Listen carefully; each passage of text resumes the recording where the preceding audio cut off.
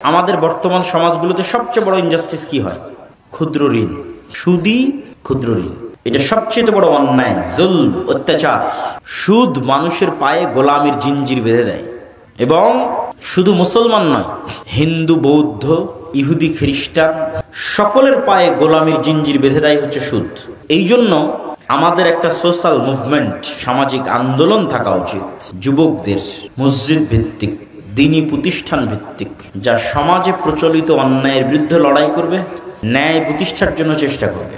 এবং এইরকম কোন এক মানুষের মাধ্যমেই যে এরকম ন্যায় প্রতিষ্ঠায় সচল হবে, চেষ্টা আমাদের করতে হবে। এবং এই চেষ্টা করার সুযোগ এখনই।